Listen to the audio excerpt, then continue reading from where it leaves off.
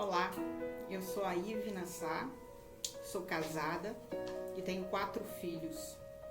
Sou uma sobrevivente da Covid. Eu e a minha família, nós somos sobreviventes. Lutamos durante 33 dias contra esse vírus.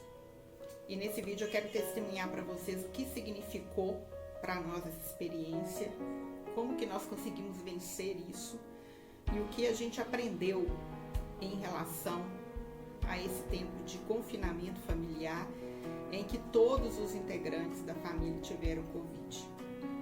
Eu começo essa história em outubro do ano passado, quando eu descobri que eu estava grávida do meu 4º filho. Foi uma surpresa, a gente não esperava. Então, já foi tenso demais vivenciar uma gravidez com todo esse medo que se instalou em todas as pessoas que estavam carregando um filho na população em geral. Então, foram pré-natais, exames de ultrassom, tudo com devido cuidado, parto natural, até que chegasse o nosso 4º filho. E ele nasceu no dia 21 de maio, nas vésperas que a nossa filha faria 15 anos, a mais velha, que ela fez 15 anos. Então, eu tenho uma filha, né? Nós temos, eu e o Antônio, meu marido, a Maria Clara, que tem 15, a Amanda, que tem 11, o João Lucas, que faz 6 agora em setembro, e um bebê que agora em setembro fará 4 meses, há 10 dias ele completou 3 meses. E eu, como puérpera, né, e como gestante, eu já estava no grupo de risco.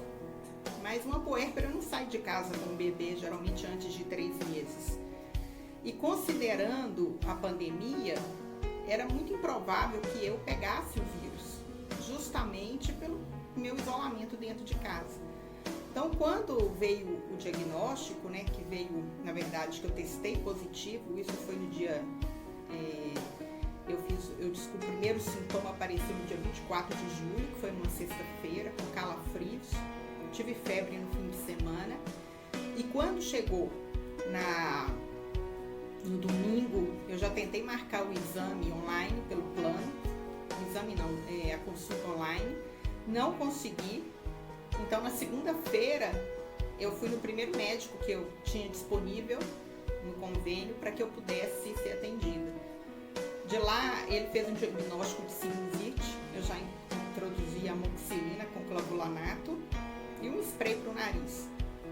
Fiz o exame na segunda-feira, o PCR, que é o famoso exame do cotonete. E na quarta-feira, quando eu fui amamentar o meu filho e coloquei ele aqui no cantinho assim para arrotar, eu senti uma falta de ar muito grande. E naquele momento eu já sabia que eu estava com a Covid, o que só confirmou no exame que eu recebi naquele dia. Bom, quando você recebe um diagnóstico de uma doença que já matou só no Brasil mais de 120 mil pessoas, tendo um bebê, estando completamente fragilizada, estando noite sem dormir, fora todo outro aspecto da Covid que envolve as economias, a família, o sustento familiar, eu e meu marido somos autônomos. Então, para nós, esse ano tem sido muito difícil. Em função, ele é diabético, eu moro numa casa no piso de cima e meus pais moram embaixo. Então, desde o início da questão da pandemia, do isolamento, a gente optou em não trabalhar, ele não trabalhou justamente pelo risco que corria dele trazer o vírus para nossa casa, eu grávida ou com bebê, e também para os meus pais. Ele voltou a trabalhar no mês de julho, porém, as pessoas achavam que ele que tinha trazido o vírus para mim, o que na verdade não foi o que aconteceu, né? E primeiro fui eu, e comigo os sintomas foram muito agressivos. Saiu um estudo inglês que eu vi outro dia sobre 6 tipos de pacientes Covid. Então eles classificam pelos sintomas. E conversando com a médica maravilhosa, uma grande amiga que me deu total assistência a mim e a minha família, eu perguntava para ela, baseado no que eu vivi, que tipo de paciente eu fui da Covid. E ela colocou grave 2. Então eu tive falta de ar, eu tive um cansaço de não conseguir ficar em pé, eu tinha que tomar banho sentada. Eu fui 2 vezes para o hospital. E a primeira ida para o hospital foi algo que a gente nem dá conta de elaborar para falar.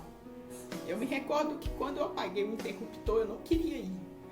Eu estava com o oxímetro e a cada vez que eu media a saturação, meu coração parecia que doía mais, meu peito apertava mais. Aí eu não sabia se aquilo era ansiedade ou se aquilo era da Covid. Mas acontece que meu irmão médico ouviu um áudio que eu havia enviado para minha mãe, comentou que eu já deveria estar no hospital. E quando eu descobri o diagnóstico, eu falei, meu Deus, tudo menos ir para o hospital, porque você cria um imaginário, né? Hospital, Covid, você logo pensa na quantidade de pessoas que foram e não voltaram. E eu me recordo que quando eu fui apagar o interruptor do meu quarto, da luz, né? Eu pensei assim, falei, Jesus, eu preciso voltar. E eu preciso voltar hoje. Naquele momento, eu amamentei o meu bebê. Ele me deu um sorrisinho maroto. E eu falei com ele assim, filho, ele se chama Martim. Começou aquela fase de interação, de ficar dando sorriso. Eu falei, filho, você vai me alimentar com o seu sorriso e eu vou te nutrir com o meu leite. Então você segura firme, você dorme durante 3 horas, que a mamãe volta hoje ainda. E foi muito difícil. Como eu estava dizendo, quando eu fui apagar a luz, eu pensei assim, 107 mil pessoas, que era o dado daquela época, não voltaram para casa. Saí deixando minha filha mais velha chorando e com a responsabilidade de cuidar dos 3 irmãos. Quando eu estava saindo da garagem, eu vejo os meus pais da janela completamente apreensivos, muito apreensivos, com muito medo do que poderia acontecer. E a força do casamento, né, do matrimônio, de uma pessoa que te ama. Eu sou católica e faço muitas palestras Brasil afora e pregações. Creio na força da oração. E quando eu estava chegando no hospital, meu marido virou para mim e falou assim, olha, meu amor, você vai entrar para fazer a maior pregação da sua vida. Você não vai entrar prostrada, você não vai entrar abalado, os médicos não vão conseguir te segurar aí, porque você vai entrar para fazer a maior pregação da sua vida. Eu estava muito fragilizada, mas naquele momento veio uma força dentro de mim. Aí eu passei pelos exames de sangue, sobretudo o dímbero, que era importante para ver a questão da embolia pulmonar, fiz o raio-x e não deu nada, estava tudo ótimo, voltei para casa comemorando, chocoronga, tá tudo certo, isso foi na quinta. Né? O primeiro sintoma foi na sexta, isso já era na quinta. Eu já comecei a tomar na quinta-feira azitromicina, tomei corticoide, vitamina D, zinco, continuei com a amoxicilina. E nesse tempo, tomando os remédios que foram muito importantes e tendo assistência praticamente full time da minha amiga Simonelli, médica, a quem eu sou infinitamente grata, eu achei que eu estava muito boa.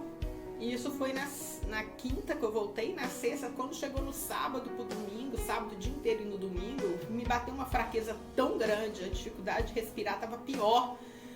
E os meus familiares dizendo, Ivna, você tem que voltar para o hospital. E quando eu volto para o hospital no domingo, eu já voltei chorando, o raio-x já deu infiltrado, indicando a pneumonia.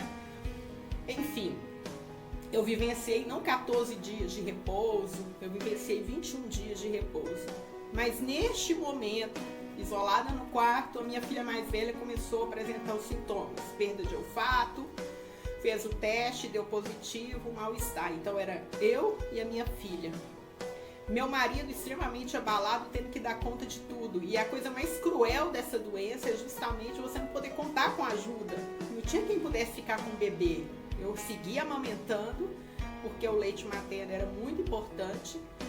Meu filho, João Lucas, de 6 anos, manifestou os sintomas junto comigo, praticamente. Teve febre, mas não precisou tomar remédio, conseguimos tratar com soro. O bebezinho com certeza teve, mas não se usa fazer exames em criança. Ficou prostrado, enjoadinho, junto comigo. E depois, a minha filha Amanda, de 11 anos, foi atendida 9 horas da noite pela pediatra do Martim. Um gesto de amor profundo. Iniciou com antibiótico, estava com dores de cabeça. E o meu marido começou com sintomas quando eu ainda estava muito fraca. E nessa hora eu achei que a casa ia desmoronar, porque eu não tinha forças para fazer o que precisava ser feito. E ele, com muita dor de cabeça, ficou 4 dias deitado. A gente achava que era sinusite, que era alguma outra coisa. A gente achou que ele já tinha contraído um vírus, mas na verdade ele testou positivo também. E nós ficamos nesses 33 dias, sendo sustentados pelo amor das pessoas. E eu quis trazer esse relato porque as pessoas me perguntam, né? Isso foi tão traumático para mim, foi tão forte. Eu iniciei uma terapia, estou tomando antidepressivo, alguns remédios para controlar a ansiedade. E a psicóloga me perguntou: o que você acha, Ivna, que foi responsável para que você desse conta de tudo isso? E eu disse a ela: o amor que eu recebi de tantas pessoas, a ajuda material, as pessoas traziam ao supermercado, sacolão, coisas para os meninos, chocolate, deixavam na porta aqui de casa. O cuidado, o amor da minha família. Era muita gente daqui do Brasil, fora do Brasil, rezando, as pessoas que sabiam pelo que a gente estava passando. A intenção minha de gravar esse vídeo, que eu queria ter gravado, na verdade, no dia 26, que era quando nós completamos o nosso fim de confinamento, que eu dizia que era a nossa carta de euforia, eu vi que eu tô gravando o vídeo porque eu me sinto chamada a dar esse testemunho, para dizer o seguinte, para falar um pouco do que eu aprendi também em relação a isso. Durante o tempo que eu estava na cama, eu via as pessoas, eu dormia com a janela toda aberta, sentia muita necessidade de ar, não obstante os dias frios em Belo Horizonte, deitava naquela condição de prona para melhorar a oxigenação. E eu via as pessoas falando tanta coisa no Facebook, tantas coisas no Instagram, tantas certezas. E é muito fácil alguém que está no grupo dos 80% infectados pelo Covid, que não manifestam sintomas ou que manifestam sintomas pequenos, dizer que é uma gripe simples, que é uma coisa tranquila, porque não é. Assim como eu e a minha família ficamos no grupo dos 20%, você também pode ficar no grupo dos 20%. Então não negligencie, não subestime essa doença. São 120 mil vidas e 120 mil famílias que já perderam seus entes queridos no Brasil. Ainda que a gente tenha um dado de 2 milhões de recuperados, e louvado seja Deus eu estar nesse grupo dos milhões de recuperados, 120 mil pessoas não é um número qualquer. Quando eu vejo as praias lotadas na televisão, quando eu vejo tudo que eu tenho visto, eu fico pensando, o ser humano ainda não aprendeu. Somente quando a situação bater na casa dele, na família dele, é que ele vai aprender. E mais o que eu aprendi? Eu aprendi que se você tem um sintoma da Covid, se você apresenta os sintomas, não espere ficar mal para você ir para o hospital. Você tem que ir, não é quando estiver só com falta de ar, quando você perceber que não está tendo uma melhora, procure, porque é muito importante tratar o vírus logo nos primeiros dias. Isso é fundamental no tratamento e isso tem sido dito. Cuide-se, cuide de quem você ama, que a vacina a gente não sabe quando ela vai chegar.